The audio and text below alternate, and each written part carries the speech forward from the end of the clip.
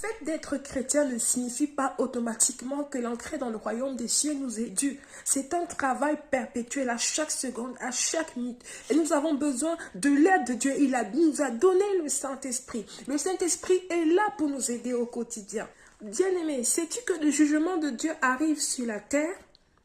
Que dit la parole de Dieu? Dans 2 Thessaloniciens chapitre 1 verset 8, il est écrit, je vais lire le verset 8 essentiellement, sa continuité, au milieu d'une flamme de feu pour punir ceux qui ne connaissent pas Dieu et ceux qui n'obéissent pas à l'évangile de notre Seigneur Jésus-Christ. Donc pour faire le contexte, c'est Jésus-Christ qui revient et qui apparaîtra dans le ciel avec les anges de sa puissance pour exercer son jugement sur la terre. Ce jugement va concerner tous ceux et celles qui ont rejeté Dieu, mais aussi les chrétiens qui n'obéissent pas à l'évangile du Seigneur Jésus-Christ. Bien-aimés, Dieu accorde une importance particulière, centrale à ce que nous marchons dans l'obéissance de sa parole.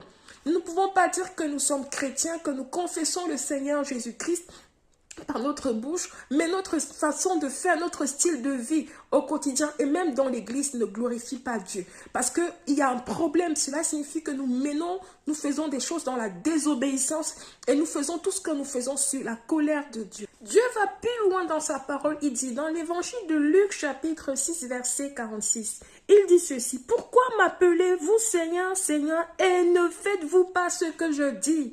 Bien-aimés, en tant que chrétiens, Dieu attend de nous l'obéissance. Ceux qui sont enlevés, ce sont ceux qui marchent dans l'obéissance. Même dans le livre de Matthieu chapitre 5, chapitre 7, qu'est-ce qui se passe? Nous voyons que dans l'évangile Matthieu chapitre 7, il y a beaucoup de gens qui vont arriver, que la porte de l'enlèvement a déjà eu lieu, ils ont raté l'enlèvement et ils ont commencé à se justifier.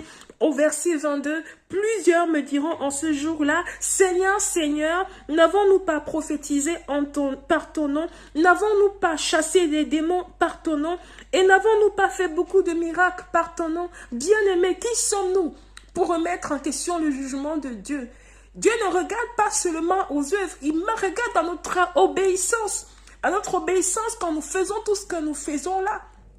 Tout ce que nous disons que nous faisons comme service dans la maison de Dieu. Bien-aimé, le jugement de Dieu arrive sur la terre. Elle ne concerne pas seulement ceux qui ont rejeté Dieu, mais aussi les chrétiens qui n'ont pas obéi à la parole de Dieu, à l'évangile de Dieu, aux instructions de Dieu, aux commandements de Dieu. Et Dieu attend de nous que nous marchions dans l'obéissance, dans une obéissance sans compromission.